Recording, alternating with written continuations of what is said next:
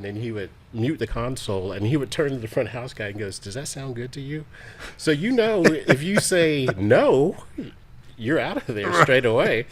But if you say yes, and he would go, "Hmm," and then he would unmute the console and tell the band to play, and he would mute it again, and he would say, "Does that sound good to you?" And it's making the engineer sweat, and so he said, "Well, I think we could do a little bit better." And he would literally kind of like move someone out of the way, and he would go over the console while it was muted and go down each channel strip and adjust compressors and stuff. And then he would step back and he would go, "All right, listen to this." He would unmute the console and he would tell the band to play. And man, it was like magic. It was like almost perfect. And I remember I had a conversation with him once at Paisley Park. I said, out of all the front of house engineers that you've ever had, and he's had some amazing ones like Robert Scoville, Cubby, several, I'm like A-list people. I said, who was your all-time favorite? And he said, me. Welcome, ladies and gentlemen, to another episode of Musically Hitched. I'm your host, Zach Reynolds Jr. We are here today with a tour manager and tour accountant extraordinary, none other than Mr. David Norman. David, how you doing? I'm doing well. Thanks for having me. Good to see you, man. It's always a pleasure to get a chance to talk with you and talk music business. And that's what we do on Musically Hitched. This show was designed for those that love music and love to do it for a living, or some combination of both. And so I really feel like today's conversation is going to be enlightening, helpful, and entertaining for a lot of people. So let's dig in. Let's do it. So first question, right off the top, a lot of people don't even know what a tour manager does. Don't even know that a tour accountant is a thing, right? So can you tell us what you do, and then tell us why you do it? I'll answer it in two different ways because tour manager and tour accountant are two separate entities. Mm-hmm. So as tour manager, my job is to oversee the whole tour, and that encompasses logistics of moving the band and crew from city to city, making sure that the artist is well taken care of, dealing with logistics of hotels, flights, all that stuff. And basically, it's really, if I'm dealing with the artist or the band, making sure they get from point A to point B in a timely and safe manner. Tour accountant, my job starts way in advance of a tour, and that involves putting together budgets, projections, if an artist is going to make money or lose money. And no artist wants to go out and tour to lose money, so my job is to try to facilitate making things easier to ensure that they make money. So, and then once I'm on tour, my job involves settlements, and it involves the artist getting paid. I do per diems, I do salaries, I do payroll, so all of that stuff is encompassed under my umbrella in both fields. That's a lot. So do you always work in a dual capacity, or do you do tour manager some tours, tour accountant some? Is it always both? I always prefer to do both. Actually. Really? Yeah.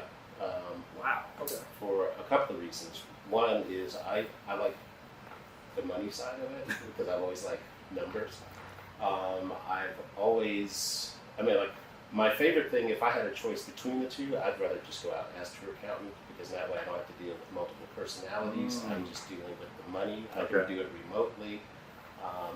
But whereas if you're a tour manager, you're having to deal with different personalities. Sometimes you have to deal with family, children, all of that stuff. And sometimes all that stuff can kind of become overwhelming. And so, but I prefer to do both of them. I want to talk about that a little bit too. Tell me, what can you recall is one of your greatest memories on tour? If you can remember the tour, and if you can remember where. Greatest memories. Probably Alicia Keys.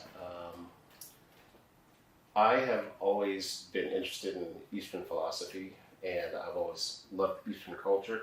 So we were doing a tour of China. Well, we were doing a tour of Asia. And so one of my things when I was younger, I've always wanted to go to the Forbidden City in China, and I always wanted to go to the Great Wall, and I accomplished both of those during the Alicia Keys tour. Nice. My other thing is we were playing in Dubai, and the promoter did a dinner in the middle of the desert, so we had like belly dancers, some guys came out with some falcons to kind of show us falconry. And my thing was, on our day off, I asked the promoter if he could hire a car for me and just drive me to the middle of the desert and just leave me for an hour. And I just wanted to meditate for an hour.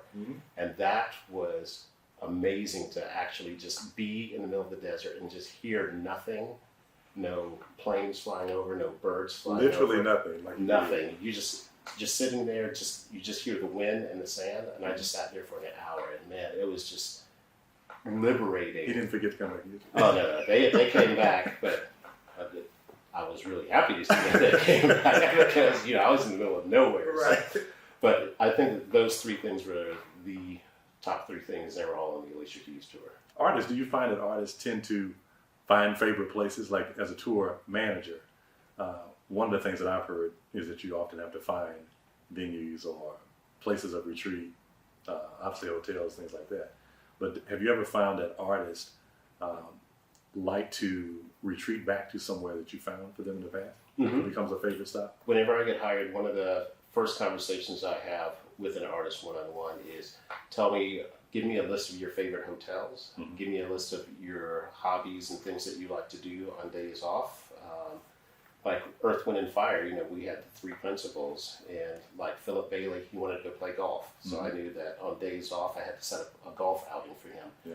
Like Ralph wanted to go to a music store or go fly a plane, because he's also a pilot. Really? And Verdine wanted to go shopping or go to a spa. So I knew on those days off, that was my mission on days off, to figure out those things for the principals. So I always like to make sure that they're well taken care of on their days off. Amazing. And this is every city?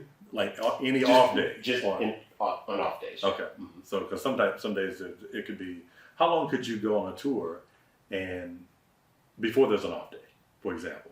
Well, most tours now, you either play like 3 or 4 shows on, a day off, or 2 shows on, a day off, 2 shows on. Because for a lead singer, that's a lot to do, like 4 or 5 shows in a row. Right. So now you're starting to see more artists cutting back on consecutive days on a tour. So I would say in a week, you can average like usually 2 days, maybe 3 days off in a week. What would you say has been one of the most challenging parts of being a tour manager, considering that? Because that to me, that seems like a tough nut to crack right there.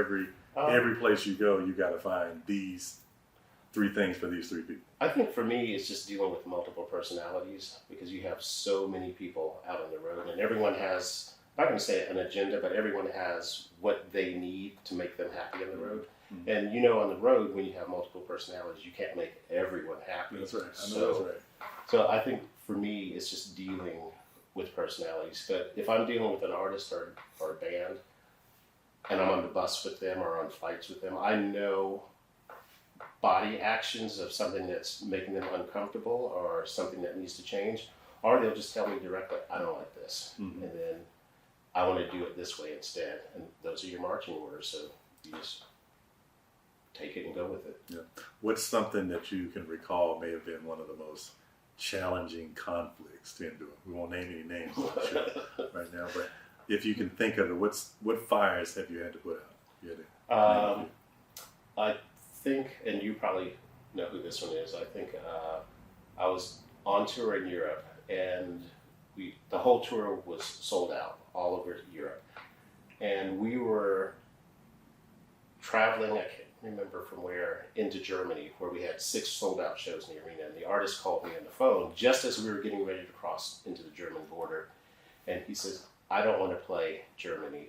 I said, what do you mean you don't want to play? He says, I'm just not feeling it. I said, well, we've got 6 sold out arena shows. And he says, well, I want to play London tomorrow night. And I said, well, we can't play London tomorrow night. And he said, well, why not? And I said, well, I was born in England, and you do realize that England is an island, so it's not like we can just turn around and just drive back. There's ferry crossings involved, there's work visas, all of that stuff involved. And so we eventually turned it back around like a day or 2 later. Wow. So I think that was a hard one because of having to reroute and tell the promoter, hey, we're not going to do these 6 sold out shows. We're going to go back to London and play this. So I think that was probably one of the most stressful and most difficult ones that I had to deal with. So you deal with a lot. You named off several responsibilities at the beginning. Let's say, for example, Rolling Stone, U2, big names, right? Often named among maybe the highest grossing artists of all time. If you were to get a call today for either one of those artists, and they said, David, we've heard about you, we feel like we'll be in good hands, would you be our tour manager? Assuming you accept. Assuming. What would be your first step? What do you do like within the first 7 days, if you even have 7 days before you have to go on the road? Am I traveling with the band? Am I traveling separately? I need to know like all of those things to make sure that logistically I'm taken care of, and logistically how I'm going to move the band also. So it's like several points that you kind of have to ask, and usually you would ask those questions with management first, because management or the agent's going to be the ones who are going to call me. Right. So it would be those things. I want to first know how to negotiate salary first, and then everything else. Starting with you. Yeah. And then, okay. Because if I ask for something that's out of their realm, then that's the end of the conversation there. Then they would just move on to somebody else. But if I'm in their wheelhouse, and then we can continue those conversations. So a lot of times, and as a touring musician myself, I understand that artists, they get together and they rehearse and often do what's called a lockout, which for those that may or may not know, that just basically means we trap ourselves in a room for a number of weeks, maybe up to a month, learning show material, learning the tour, learning, everything that we need to know musically to get out on the road. But is that a point in time where I would have already met the tour manager, or do I not meet the tour manager until they say, hey, we'll pick you up at the airport or catch the bus from this location? No, because the tour manager would probably be involved in helping logistically finding a place for them to rehearse. And if they're going to be rehearsing someplace where all the band members or the artists aren't based out of, there's going to be hotels that are involved, flights that are involved, per diem, salaries, all that stuff. So I would have been way ahead of that just to make sure all of that stuff was solidified. So that's a secondary step. So basically, in other words, what we're getting at is that the tour manager, in essence, literally, for lack of better words, you manage or create the tour. So it starts with like step one, your salary. Hey, I've got to know that I can actually do the job. What is your process for negotiating your salary? And is there a number or range that people that are interested or maybe even want to pursue your path, what should they ask for? What should they look for, particularly when they first start out? One of the best lessons I learned is know your worth. So if you think that you're worth this amount of money, and Prince also taught me this, because when I negotiated my salary with him, I said, well, I kind of want this. And he says, well, do you think you're worth that? And that kind of puts you on point right there. I'm like, yeah, I think I'm worth that. I can see Prince asking you that. Yeah, and but he was so wise. But I would say, know your worth,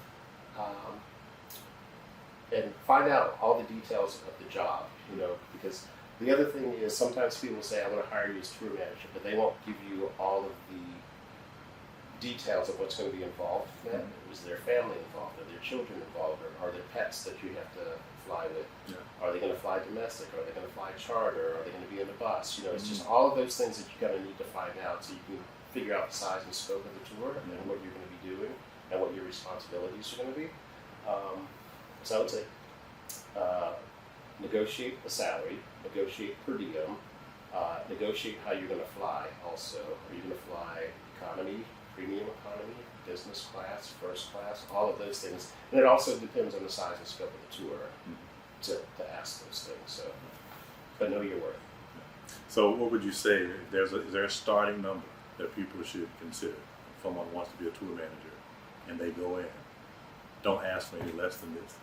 No, because it's going to depend on the size and scope of the tour. Because there's tours that are like a van and trailer, on up to like tours with multiple buses and trucks. So, and if it's a van and trailer tour, are you dealing with everyone as the artist and the band and some of the crew people in that same van? So it could be anywhere from $1,000 a week on up to, if you're on a large scale tour, I've heard of some tour managers making like $13,000, $14,000 a week plus per diem. So it just depends on the size and scope. Okay, and then just for tourists, say a tour could be anything. What's the shortest a tour could be, for example? And maybe what's the longest one you've ever been on? Shortest maybe 5 days, longest 2 years. And a tour is really any time you leave and don't come home the second day. Is that correct? Yeah. So, but tours can be broken up into segments too. So you could have like, hey, we're going to go out during the summer, and the summer tour is going to be 8-9 weeks. Then you're going to come home, take a break for 2 or 3 weeks, and you're going to get prepared for the fall tour, which would be a certain amount of weeks. So, one tour is based on the album cycle. So if an artist comes out with an album, you're going to want to probably tour on that album for at least 2 years. But you're going to break up that tour into segments because you're going to tour the States, Europe, Asia, and other parts of the world. So touring, and specifically, we've all heard the words world tour. The tour starts abroad sometimes, could start domestically in your home country. When do you get involved in that process, and how does it fill itself out from, let's say, one country to the next, or from U.S. to world tour? I usually come in mid-level part of it, because once a record has been released or getting ready to be released, there's a conversations usually had between these three entities, which is usually the band, management, and their agent, of how they want to tour, where they want to tour, how long they want to tour. And once the dates are set, then everything comes to me to facilitate that, as far as putting together budgets, sometimes staffing it, sometimes figuring out how we're going to move everyone from city to city, and sometimes from city to city, also country to country, because once you move from country to country, there's work visas involved, passports involved, taxes involved, because taxes range differently from country to country, city to city, state to state. So I come in mid-level, and my job is to facilitate it once all the dates are there. Yeah. So when you talked about taxes just now, I'm sure a lot of musicians and singers that are listening and watching right now would want to know the answer to this question. Who's responsible for helping them understand how to navigate that? Is that a conversation that they have with the tour accountant about how to, because when you think about withholding and you just have to deal with your country's taxes, that's one thing. What is the best way for someone to be well informed about how to handle taxation, going from country to country as a musician? A lot of times, all of that's dealt with via the band's business manager, which is, and what they'll do is they'll file on your behalf, because they're the ones that are paying you your salary. Right. So, and you function, are you a CPA? I am not. Okay. So is that not a requirement? Basically, you don't have to be a CPA to be a tour accountant. No. But do you in essence, function a lot like the accountant on the road? I am. Or do you actually work in conjunction with the business CPA manager and the business manager? Okay. Yep. Right. So in essence, you report the numbers to them that they need to do So that. I'm the eyes and ears for the business manager, and I'm also the eyes and ears for management, since they're not physically out there on the road. Right. So I report to two different entities just to make sure that we're on point at all times. Right. And so if there's a hierarchy, there's artist or principal, they would be the boss. Yep. Right. Is there anybody between you and the artist? And then we'll talk about the hierarchy. Management, business management, agent. Okay. Yep. And then underneath tour manager, how would you describe that hierarchy? But let me go back for a second. Okay. So on the road, the hierarchy would be the artist and then tour manager. Okay. Yeah, right. Because right. I'm the eyes and ears of everyone else, exactly. and I report to everyone else. And what was your second question? I'm sorry. So under the tour manager, where would be the hierarchy there? It would be tour manager, production manager on the road, probably stage manager, production coordinator, and on and on and on till the break of dawn. So road managers, And road musical managers, sorry. directors, Yep. people like that, because there are a lot of people that have vocal directors, Yep. choreographers. Someone's Set designer. right, responsible for many groups, if you will, on a Yep. tour. What's the largest amount of people you can recall having to manage on a tour? 160. 160. And And that included truck drivers, bus drivers, pilots, caterers that we traveled with. so how many different vehicles would you say, on average, does it take to move 160 people in the types of vehicles? Tour buses, most people think about tour buses, may not think about Trucks, some of the other people. Trucks. planes.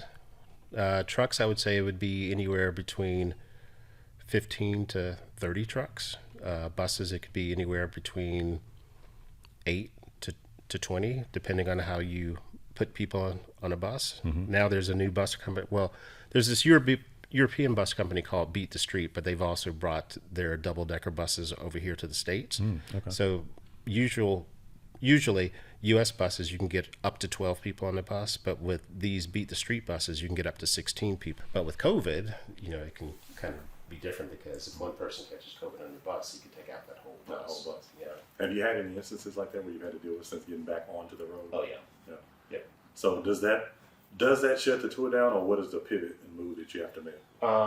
What I have done on a couple of tours is I don't put like all of my audio team on one bus, all video team on one bus, all lighting. What I do is I kind of break people up amongst buses. So if one person gets sick on a particular bus, it doesn't take out all of my audio or all of my lighting, because then that will shut it down. No, that's very, very smart. So there are ways around it, even this monster that we've had to deal with in COVID, moving around safely.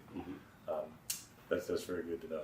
So when you go from national tour to world tour, we're talking about the steps in the process for that. So give us a little bit more insight on how you go from a national tour to a world tour. It's pretty much the same thing, as that you just have to deal with different cultures and customs when you go into the various countries, especially going through Asia and Middle Eastern countries, because there are a lot of customs that you have to be super aware of. Like in Japan, never give someone a gift that's all wrapped in white, because that's, in Japan, that is a symbol of death. So then in some parts of the Middle East, you have to be very, very careful how you talk to women, or if you can even speak to women. It's basically the same principle as touring here in the States, except the flights are longer, the food is different.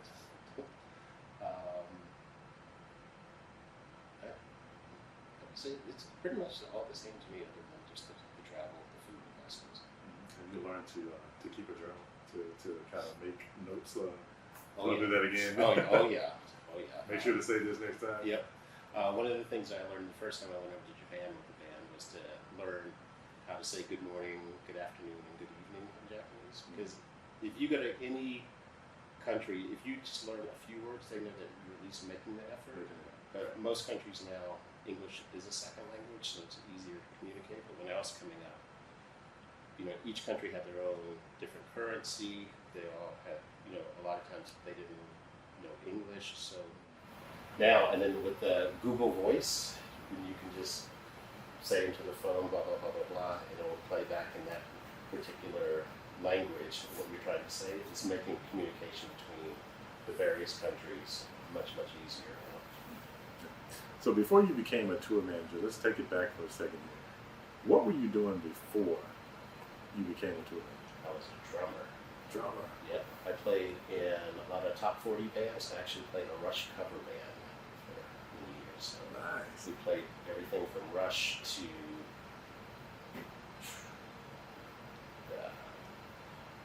Journey, Styx. Played a little bit of everything. But I was a drummer. I was a really good drummer. I'm still a good drummer. Yeah. Yep. Yep. We got a drum set. We need to take a commercial break. I'll be back.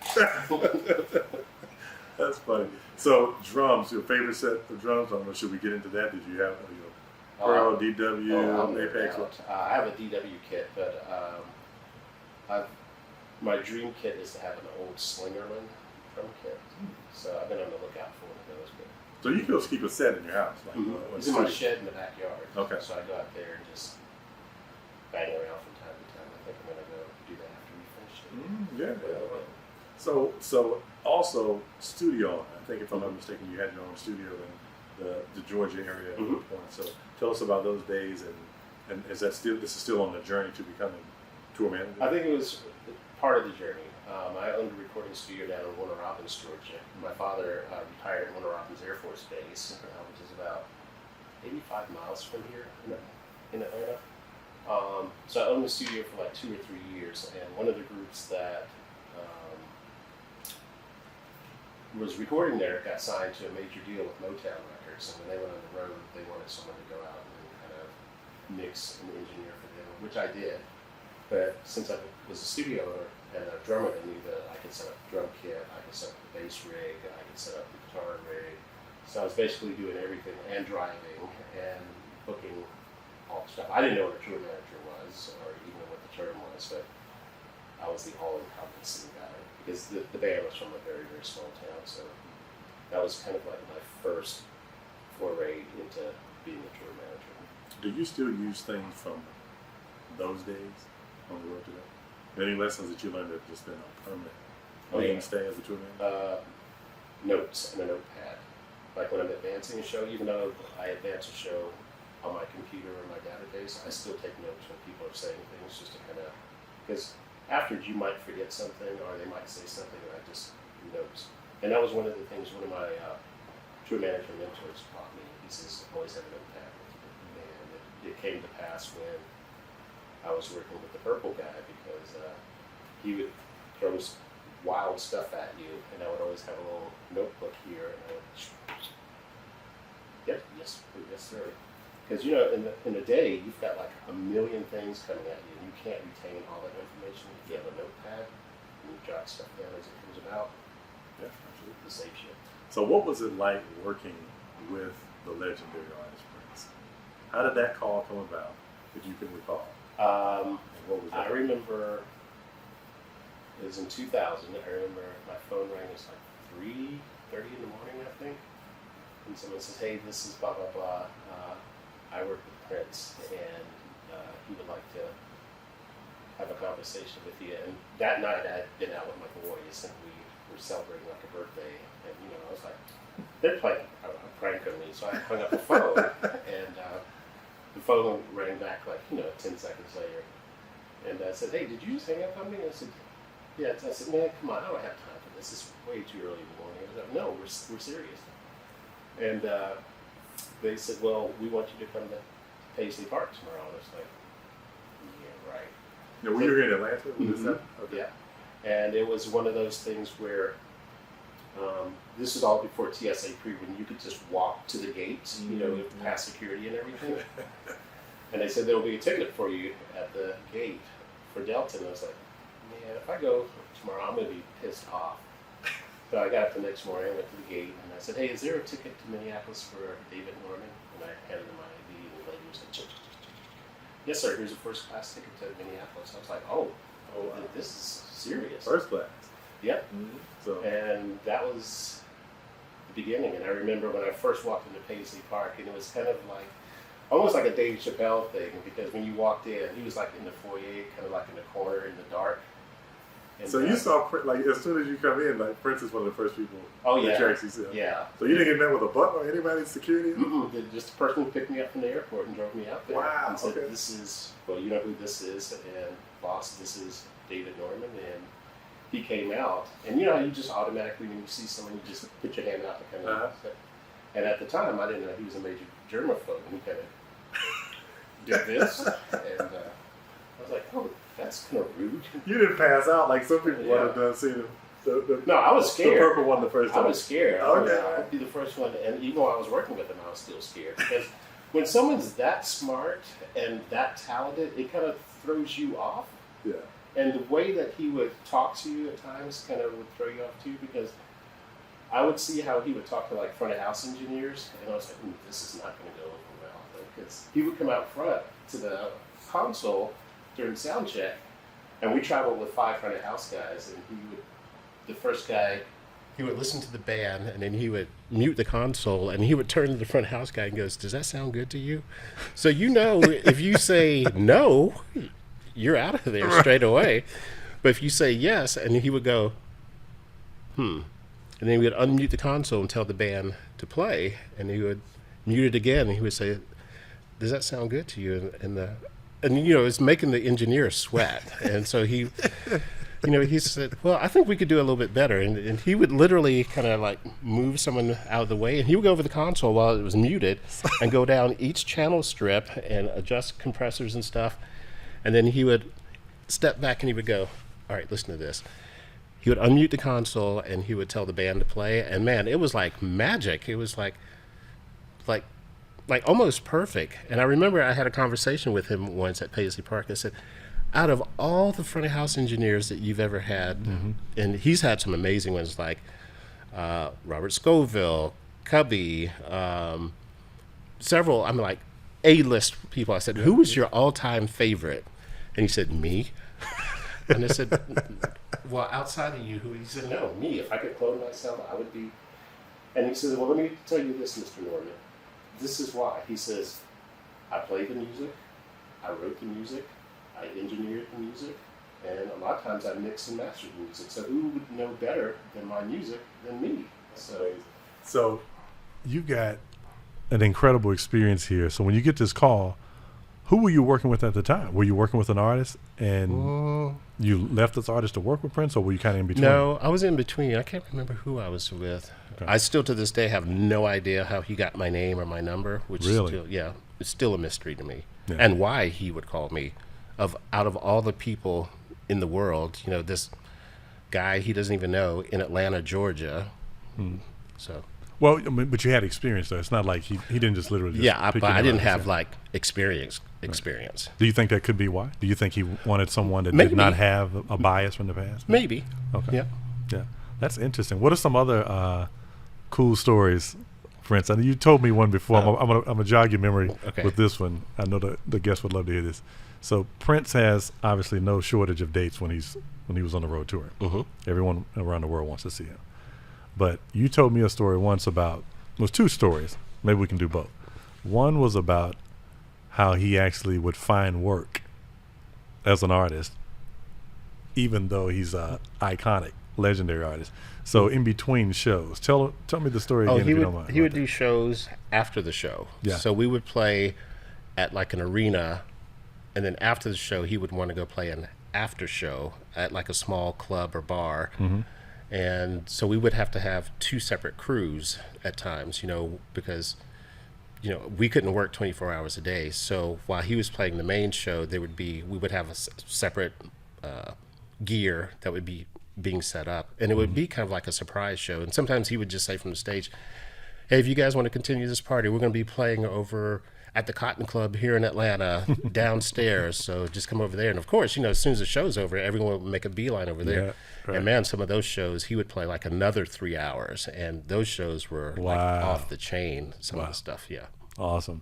And so did you, as your role as a tour manager at that time, you already knew about these things in advance before coming to those cities? You kind of set that up, or did you have to do it like after you got to the city? Well, at that time, I was a production manager. So I was dealing with all things technical. So yeah, we would be given the heads up, hey, after the show tonight, we're going to go play here. So you need to make plans to get this gear and this stuff over to this show afterwards, while the regular crew would be loading out all the stuff out of the arena and stuff. So yeah, some of the things that, but branching off of your question, some of the things that I saw that he did that a lot of people don't know is that he did a lot of charity work.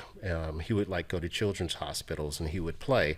Of course, there would be like no cameras, no video thing, and he just wanted it to be a one-on-one thing with that. And he did a lot of charity work where he would physically give money to an organization or a person who was in need. And so he was very, very charitable with his money and with his time. And a lot of people would think that he was very, very arrogant, very narcissistic, but he had a whole nother side to him that a lot of people didn't see. And I think that I would say outside of John Legend and Tyler the Creator, he was probably the smartest and most charitable artist I've ever worked with. Yeah, one particular story that may ring a bell is I think you mentioned that he was playing a venue, and I think it was a venue that was not on the main tour itinerary, but at the end of the show, he actually paid the crew versus. Yep. So versus we himself. had this tour. We had just finished doing. I think it was like 16 or 17 shows in a row, and the crew we were just burnt out. And we had a day off coming up in Brussels, and everyone was looking forward to the day off. And he had called and says, "Hey, I want to play tonight." And I was like, oh. Man, we're burnt out. You know, what are you, a musician? Yeah, it says we're burnt out, and he said, "I want you and the production assistant to kind of go around and see if you can find some places." So we went all around Brussels, and we were taking photos of places, and we would text him. He's like, "No, I don't like that. No, I'm not feeling that energy." Blah blah blah. So he says, "Well, what about the botanical gardens?" I'm like, "The botanical gardens?" He says, "Well, there's a little club in there that holds like 300 people. I want to play there." And it's like, all right, I'll go over there. Well, the botanical gardens to load in was down this cobblestone road, and it was like a 100-yard push to get all the gear into this little club. Wow. And so we got everything in, and he came over for sound check, and he says, "Well, I'm going to do 3 shows tonight." And I was like, "What?" He says, "Yeah, I want to do a 7 o'clock, a 9:15, and 11:30 show." I said, "Man, you're killing us." You know, Did you say this out loud? oh yeah, because at that point, you know, I At was this point, you got a relationship. yeah, so. I'm frustrated. You know, I was ready to go home. I was so burnt out. And so we did the 3 shows. And at the end of the night, you know, I was settling up the show with the promoter. And he was leaving out of the building.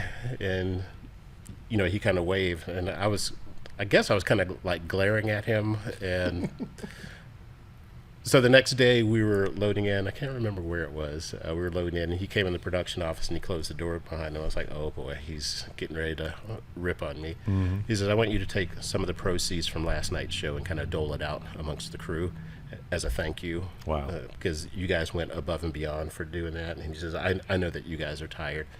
And I was like, really? He says, yeah. He says, take what we made.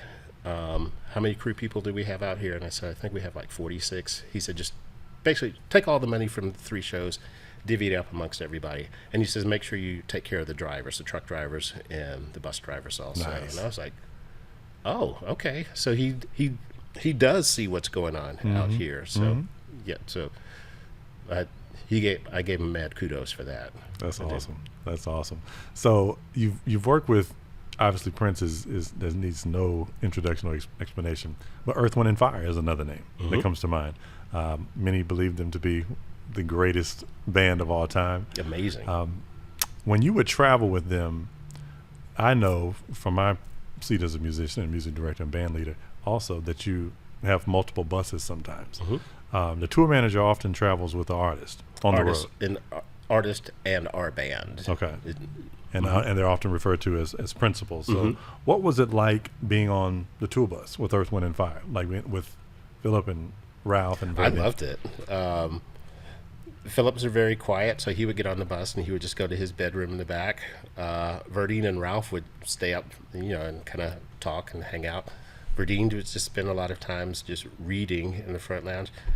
I loved it because I would come on the bus and like most of the time they were already in their bunks, and you know the bus is quiet. I very rarely ever saw the TV turned on, but they're very personable. And the thing I really loved about them is that they've been touring for so long, they get it, and they know what they specifically want. They know what they specifically don't want, and they lay it out to you like right from the jump. Okay.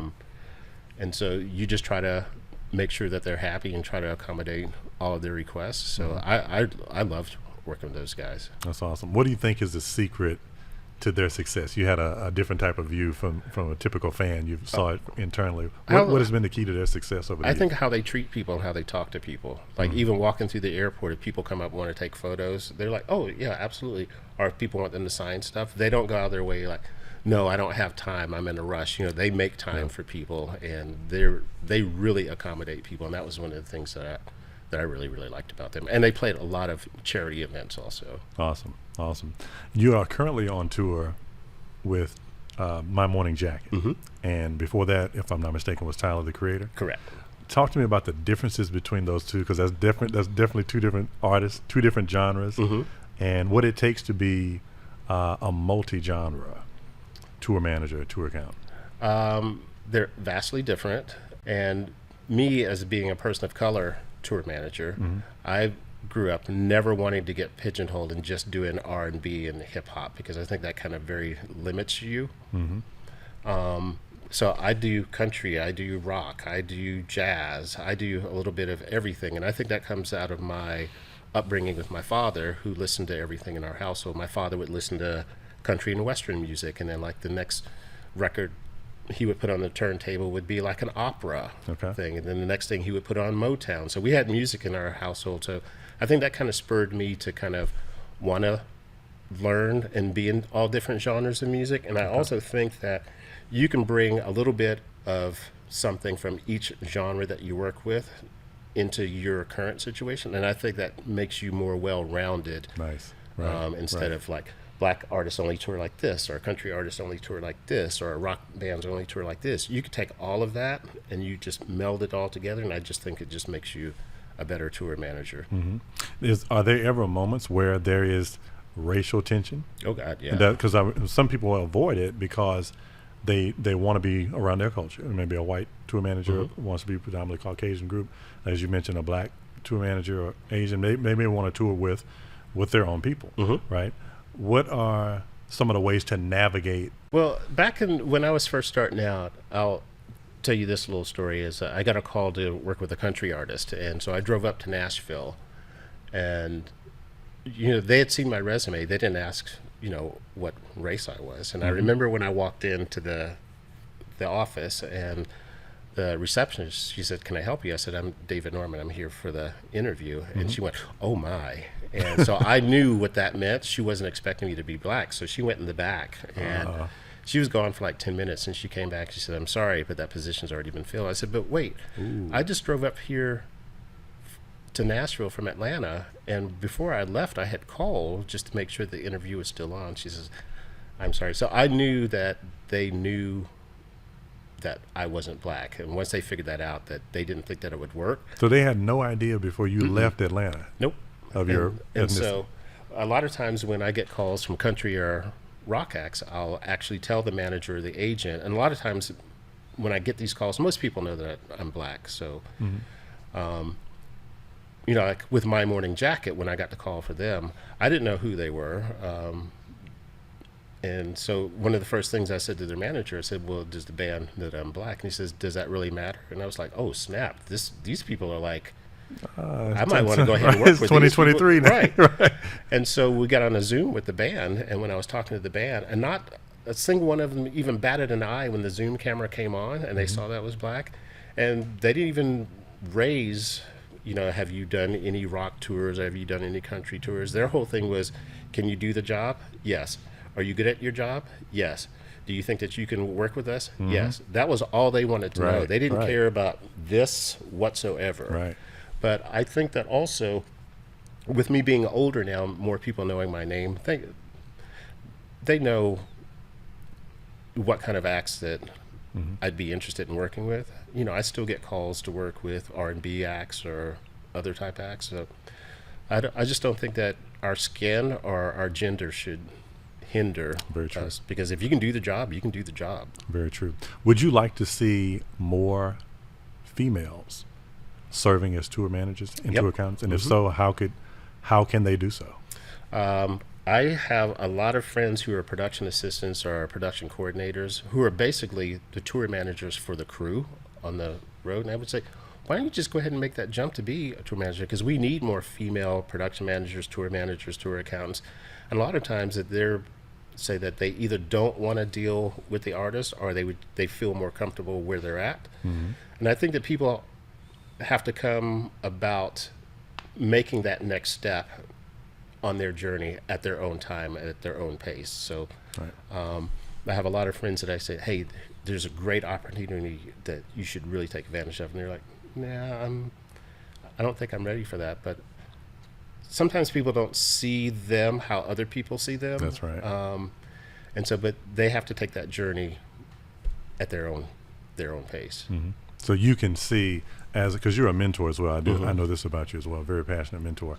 You can see that other people are ready for what you've been living for a while, but you find that they are actually pushing back, and you've got an opportunity. Like I got an opportunity like right now, and I can put you on.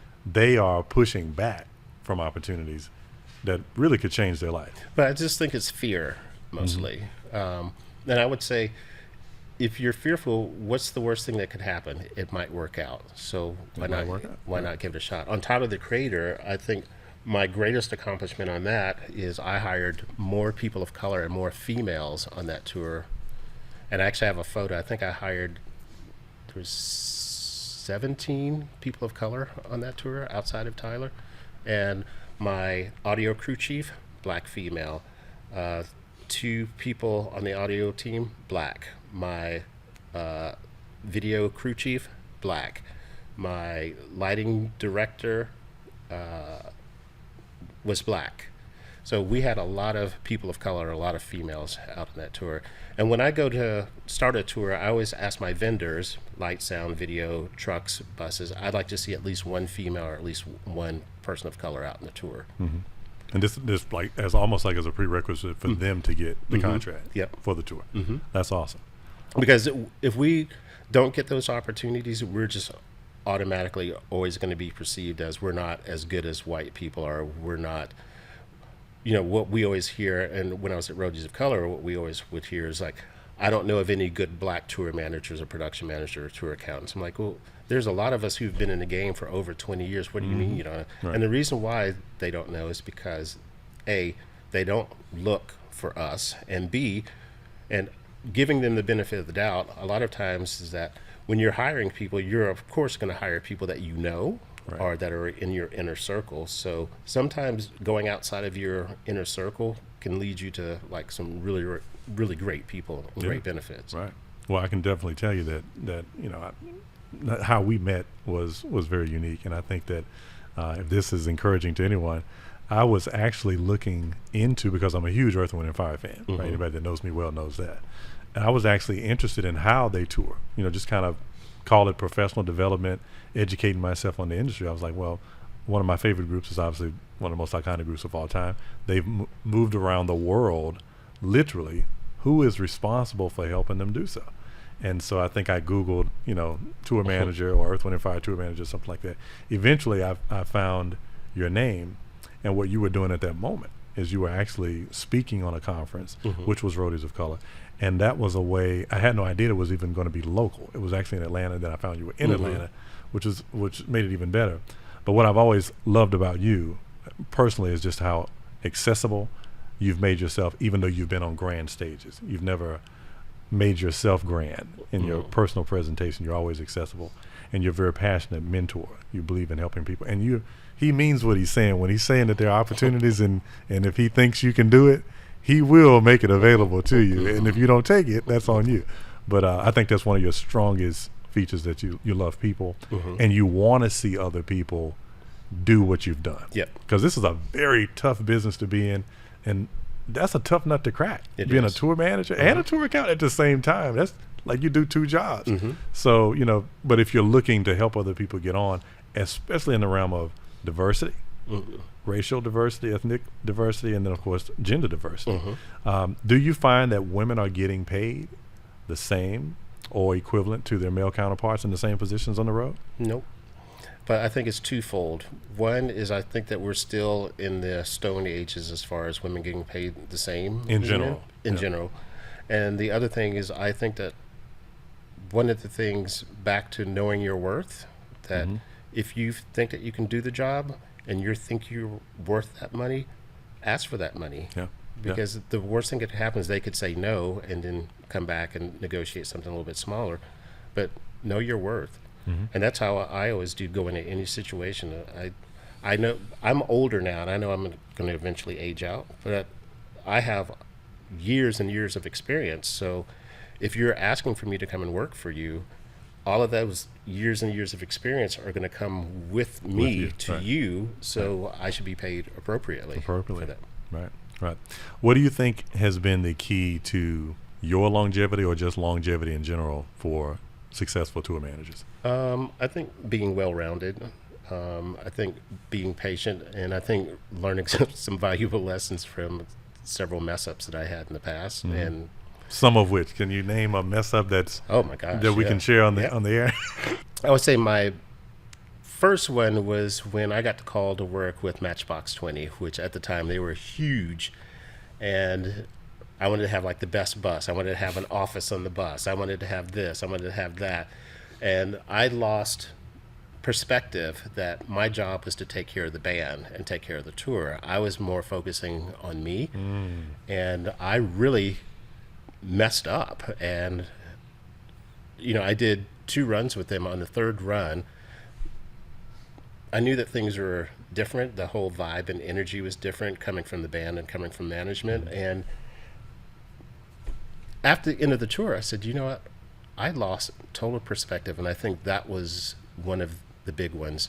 And when I've been fired or let go from tours, sometimes you run your course of your personality starts being different when you've been around people for so long. And then sometimes, people grow and they want to go into a different direction. And a lot of times I took it personally when I've been let go, because they're like, I've done all this for you, blah, blah, blah.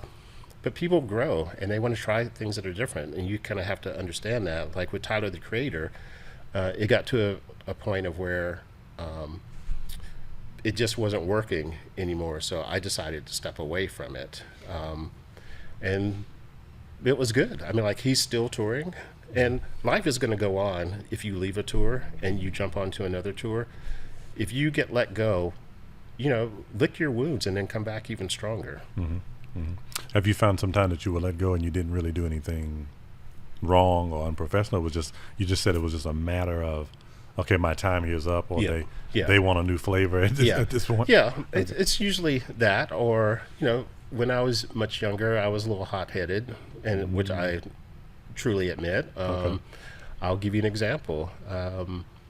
I was on a tour where I was just burnt out, and when you get burnt out, you don't make right decisions, or you're very short with people.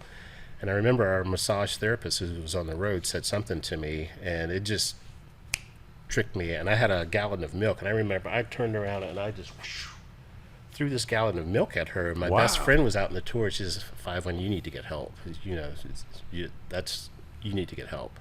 And that's when I started therapy. Okay. So I think between therapy, yoga, and just slowing down has helped me, because I feel like I'm a lot calmer now. Yeah. What would you're obviously an advocate for strong mental health, and that's something that you can't. It's a lot being on the road, being a touring artist, being a touring professional, not even just being the artists themselves, but some of the things that you see and experience on the road can be traumatic, easy word to describe. Talk about the benefits of counseling, because a lot of people, it's becoming more commonplace these days for people to be able to say, hey, I'm working with a counselor, right?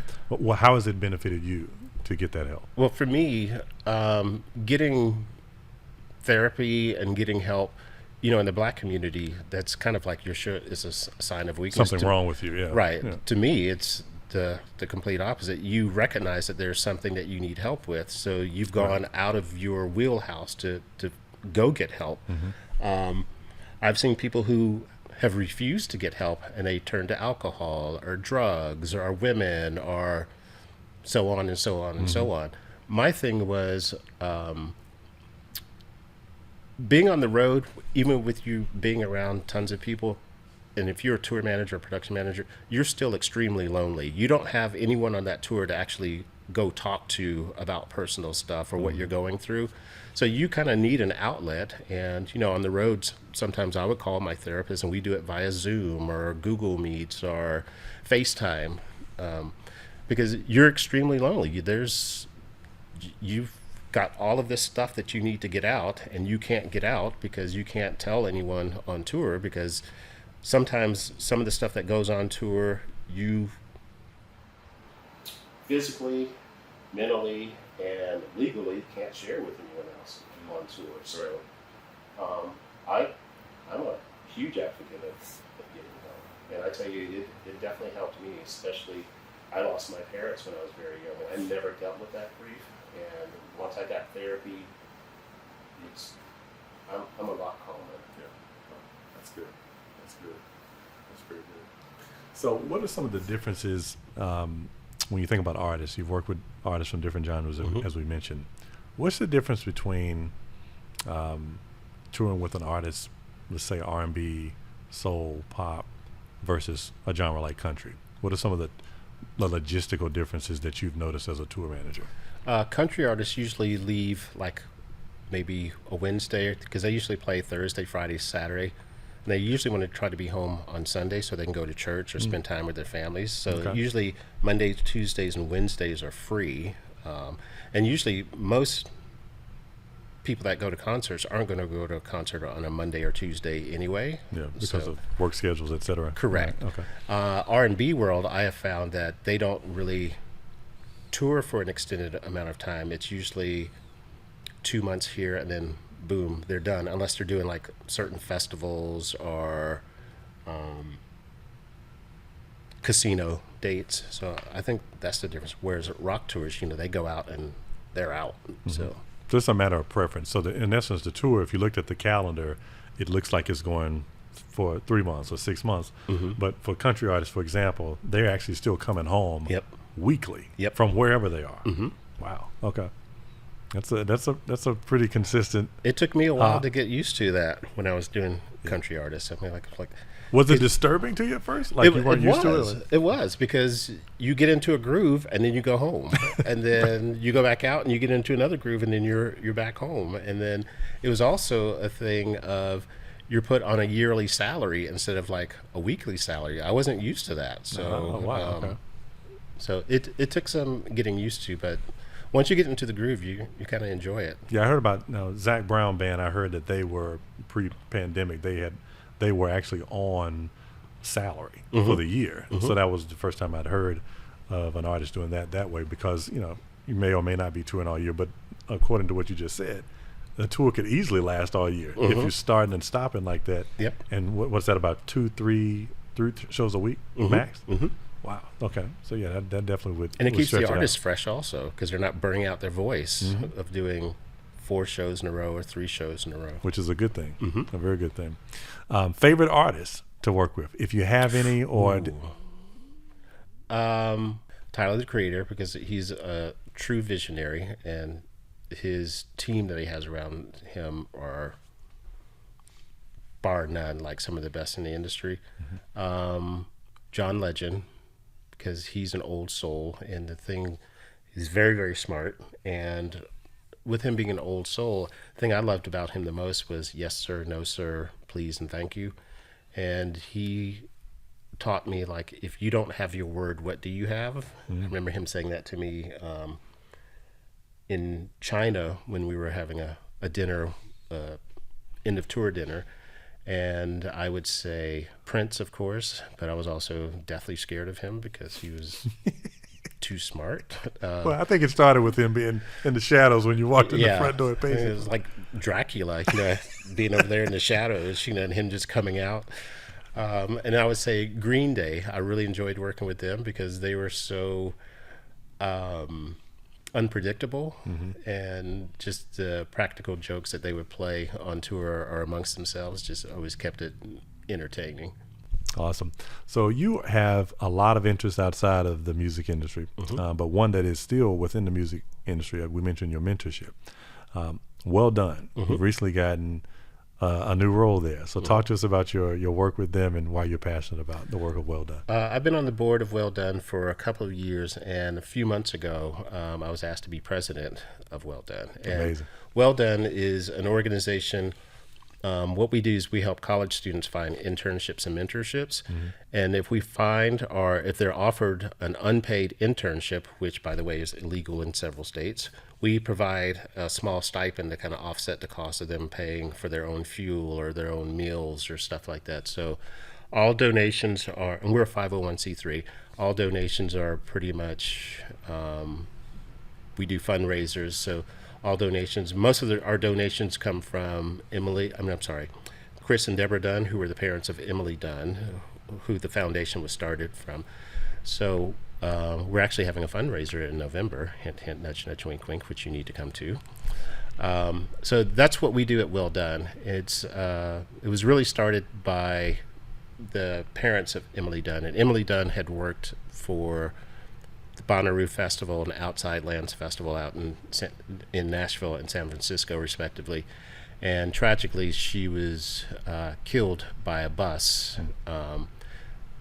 Her parents and Superfly Promotions, who put on Bonnaroo and Outside Lands, wanted to continue on with her name, and started this foundation because she was very, very involved with helping other people, and so it's just an extension of that. So that's what we do at Well Done. Awesome.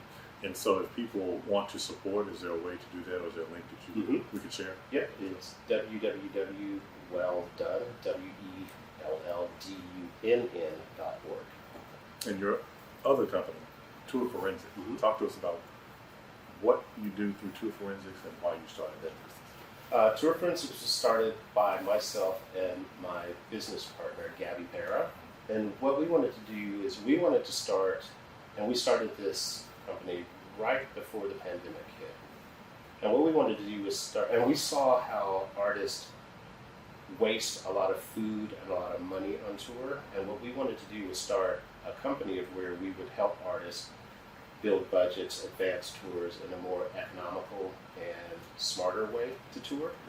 And our whole thing is we really wanted to, we don't want to like go after like big acts because that's not in our wheelhouse. We wanted to really support up and coming and mid-level acts, and especially acts of color. So Gabby is Hispanic, so she also speaks Spanish. She's based in the West Coast, I'm based in the East Coast. So we take our individual talents where I'm strong, she's weak, where she's strong, I'm weak. So we're kind of like, we mesh very, very well. And we do tour advance work, we do remote settlements, budgets, accounting, help with routing, help staff tours, help with payroll, all of those things. And we really wanted to go, again, after artists who are up and coming mid-level, and especially more artists who are of color, because we have found that we need that, because a lot of times on tours of color, they don't have a whole lot of experience in touring, and they make those mistakes of, I'm going to hire my mother, or my sister, my uncle to be my tour manager or accountant, not knowing that they have no idea. And what we say is, if you pay a little bit more on the front end, you're going to reap the benefits on the back end. But if you do it the opposite way, because one of the things I've learned as a tour accountant is you don't have your financial house in order before you go out on tour, is a domino effect. It's just going to keep getting worse and worse and worse. So we started Tour Forensics. Our first client was an Australian artist named Dean Lewis, and we have now 13, 14, and our longest client is a jazz artist named Gregory Porter, who's a Grammy winner, and he's been a client for over 2 years now, and we're doing well, and we're starting more into like remote settlements and accounting and stuff. Very good, very good. I remember when you started and how excited you were, and it's good to hear that's materializing. And you mentioned payroll, and I know we have a lot of musicians, and some veterans, and then some that are just getting started in their careers. One of the biggest questions a lot of people, if you step into a new world, the touring world is a very different world. People want to make sure that they're going to get paid for the work that they do. It's exciting to see the lights and the tour bus and the arenas, but at the end of the show, you want to get a check, right? So when and who do artists, performers, themselves, see to get their payment? How does that work on the road? Is it direct deposit? Do I get a check every so often? So if it's, let's say it's an entity like, let's say you're going on tour, you're playing like all arenas and stuff. So usually at the end of the night, there's this thing called settlement. What we do is we take all the bills and invoices that were associated with the show, which go against what you were guaranteed to get paid, and then the rest of that money either gets wired to your business manager or a check. It's always wiser to me to have a wire because it's an immediate thing that goes into your bank account straight away. Whereas if you have a check, then I have to pick up a check, then I have to FedEx it, which could be another day or two, and then plus now the FedEx stuff is more expensive. Why not do a direct deposit bank wire? And a lot of times what we do is we have the promoter take care of the bank wire fees. Because bank wire fees could be anywhere from $25 to $50. So that's how it works. Now payroll, like if you're a singer, musician stuff, you're usually on a weekly payroll, and your salary is negotiated, your per diem is negotiated before you even go out on tour. So each week, there's some business managers that pay every other week. You know that you're going to get a direct deposit, and they usually send you an email saying, this deposit has hit your account in this amount of taxes were taken out, blah, blah, blah. And at the end of the year, you have a master summary of all your pay, of all the taxes that were taken out. So all you have to do is when you go to file your taxes, you have everything on one sheet. You just get to your accountant. There you go. Yes. Absolutely. What about tour budgets? How do you go about creating a budget for a tour?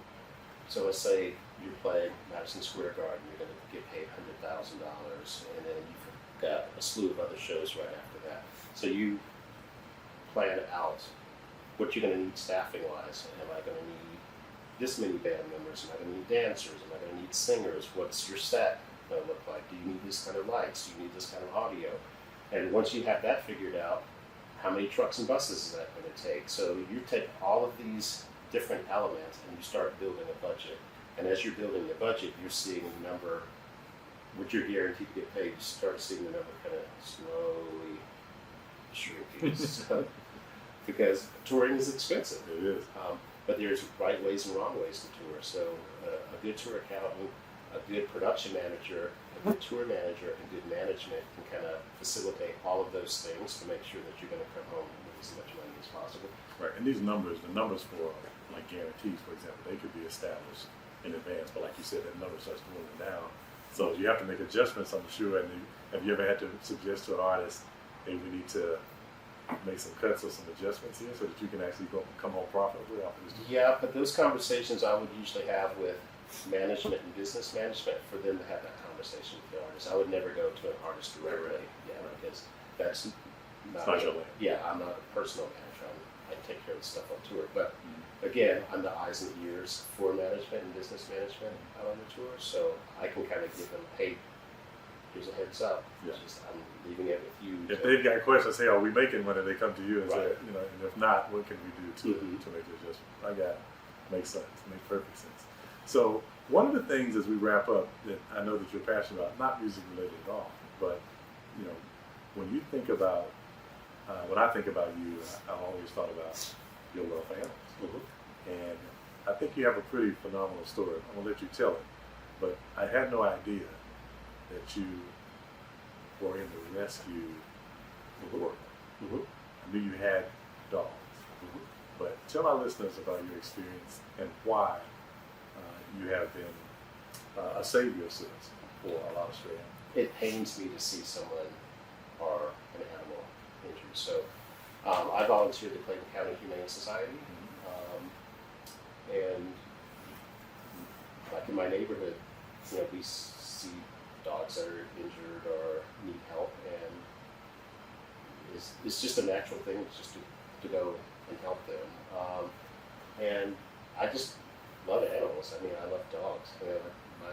My favorite animals would be elephants, dogs, dragons, in that order. So I just love it. I mean, I get nothing of it other than just seeing that you're helping an animal in need, and to see them go into a foster home or for them to stay in my home, it's just that's payment enough. And how many animals would you say you've rescued over the years that you had to put in number? Maybe 40, 50. Wow. Yep. And it's been everything from dogs, cats, rabbits, birds, turtles, everything. Amazing, amazing. Other things when you're not on the road, because a lot of times when you're on the road all the time, you look forward to home is like vacation. Right? So what do you do when you're not on the road, when you're at home? Play my drums, hang out with my dogs, go for walks, catch up on Netflix. Like I said, I volunteer at the Clayton County Humane Society, and I also do some work from time to time over a local women's battered shelter to kind of help them out when they need help. And I like to mentor. I became an adjunct professor during the pandemic, so I led classes at like 12 or 14 different colleges and universities talking about music business and touring. So I really love that, which ties in with Well Done, helping out college students. And then I'm also on the board of an organization called the Touring Career Workshop, which is up in Nashville. And what we do is it's also a 501c3. We also help touring people find opportunities with workshops, mentorships, internships, that kind of thing. Great work, great work. So where can people that want to stay connected to you, where can they find you on social media or on the web? I'm on Instagram at David51, spelled out in the letters. My website is www.david51.com, and then Tour Forensics is www.tourforensics.com. And you have to tell us the story. How did you get the nickname? Oh, that'd have to be for part 2. That's a long Oh, story. wow. So you heard it. You might be coming back. Yep.